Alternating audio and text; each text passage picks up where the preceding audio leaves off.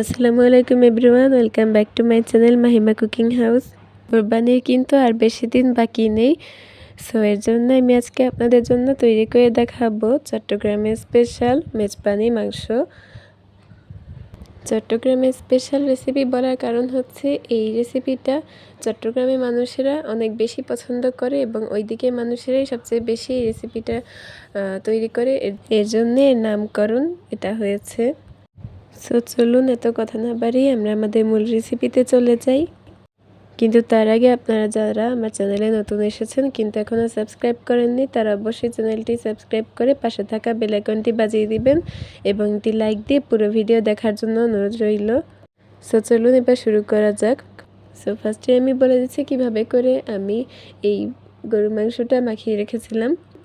প্রথমে আমি সয়াবিন তেল, সরিষা তেল, টক দই, পেঁপে বাটা 1 চামচ, হলুদ গুঁড়ো, মরিচ গুঁড়ো পরিমাণ মতো, জয়ফল, জয়ত্রী, ধনে গুঁড়ো, রাঁধুনি বাটা আর জিরা গুঁড়ো, আদা রসুন বাটা, পোস্ত দানা বাটা 2 চামচ, গরম মশলা গুঁড়ো, তেজপাতা, দারচিনি সব মশলা একসঙ্গে মিশিয়ে তারপরে কিছুক্ষণ রেখে দিয়েছিলাম।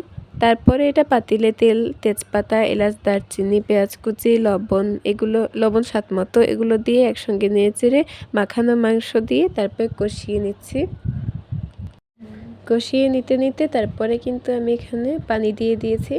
তারপরে এটাকে ক্যামেরা অফ অবস্থায় 2-3 বারের মতো ঢাকনা উঠিয়ে আবারও নেড়েচেড়ে দিয়েছি। এখন আবারও পানি দিয়ে দিলাম। এখন আবারও ঢাকনা দিয়ে ঢেকে দিব। কিছুক্ষণ পর ঢাকনা উঠিয়ে আবার একটু নেড়েচেড়ে দিচ্ছি। আর এদিকে কিন্তু মেজবানি মাংসের পানিটা কিন্তু টেনে এসেছে। আর এখন আমি এখানে কিছুটা পরিমাণ হালকা কুসুম গরম পানি দিয়ে দিয়েছি। তারপর আবার ঢাকনা দিয়ে ঢেকে এটাকে রান্না করে নিব। এখন আবারও ঢাকনা উঠিয়ে নিয়ে আবার একটু নেড়েচেড়ে দিচ্ছি। তারপরে আবারও এটা ঢাকনা দিয়ে ঢেকে দিচ্ছি।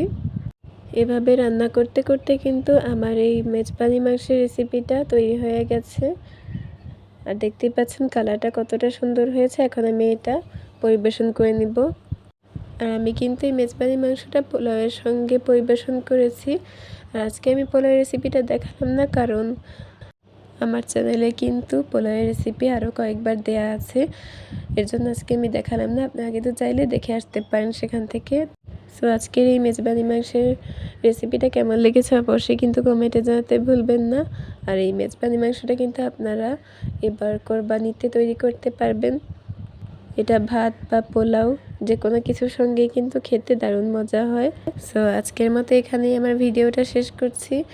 আজকের আমার এই সুন্দর মেজবানি মাংসের রেসিপিটা কেমন লেগেছে অবশ্যই কমেন্টে জানাতে ভুলবেন না। এবং যারা আমার চ্যানেলে নতুন এসেছেন তারা অবশ্যই চ্যানেলটি সাবস্ক্রাইব করে দিবেন। এতক্ষণ পর্যন্ত যারা আমার সাথে ছিলেন তাদেরকে অসংখ্য অসংখ্য ধন্যবাদ। সবাই ভালো থাকবেন, সুস্থ থাকবেন। সবাইকে অগ্রিম ঈদের শুভেচ্ছা জানিয়ে আজকে এখানেই শেষ করছি। আল্লাহ হাফেজ।